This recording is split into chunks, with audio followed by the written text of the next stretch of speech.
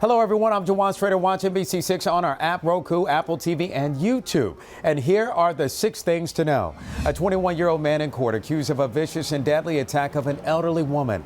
Police say that Jorge Lachazo beat the victim in her Boca Raton home, then set her on fire.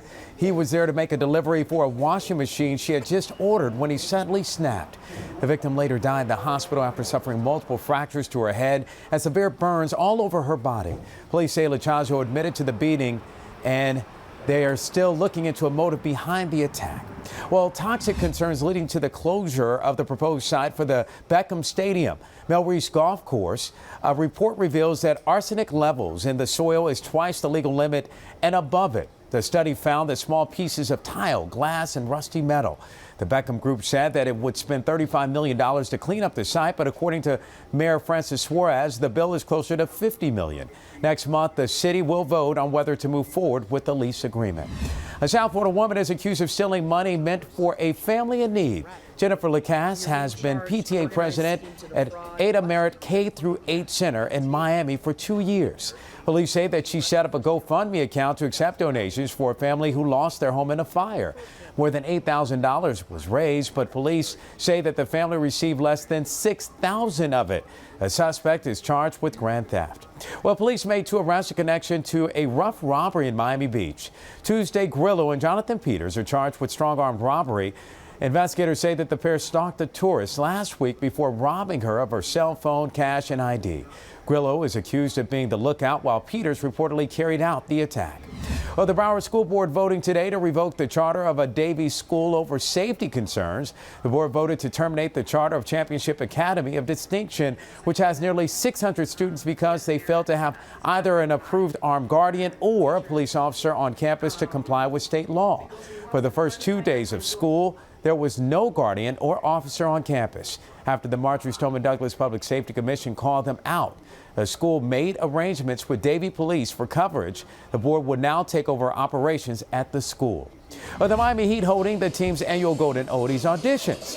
It's when the team looks for the hippest and coolest singers who can also bust a move to be part of their senior citizen dance team. They perform during certain games and get the crowd on their feet.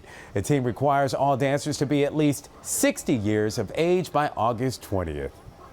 The NBC6 First Alert Weather Team, certified most accurate 6 years in a row. This has been a welcome change in our weather pattern for South Florida. The fact that our steering currents, the ones that, well, direct where the showers and thunderstorms are going to move towards, it now is coming from east to west, as opposed to west to east, like it had been for the past 3 weeks. And that's why it had been so stormy in the afternoons. But with this weather pattern, with the easterly steering current, it rains at night, it rains in the mornings, but the afternoons are not stormy for the most part, and we're not seeing these flooding rains that have affected South Florida. It is a relatively benign weather pattern, except, I should add, for Key West, which on Tuesday had a huge downpour in the afternoon. So Key West, I leave you out of this benign statement that I just made. It has, or at least for Tuesday, was bad for you. It's not as hot. Temperatures are near 90 during the afternoon, as opposed to the mid-90s, which we had been seeing.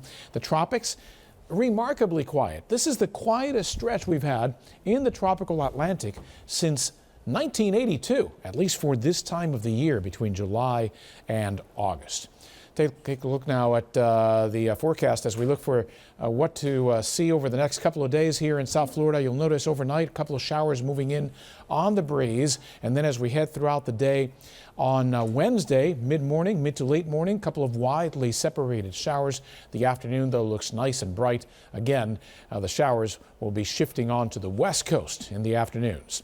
Here's the forecast then. If there is a chance of rain, it is in the morning on your Wednesday, drying out by noon, nice and bright for the afternoon with a high temperature near 90 degrees. Rain chance Wednesday, 30%, a little bit higher, 40% on Thursday, still in the morning mostly. And then Friday, Saturday, that's your peak rain chance due to more moisture coming in from the Bahamas. All right, thank you, John. And those are your 6 things to know for today. You can always follow all these stories and get a check on the forecast on the NBC6 app. Make it a good evening.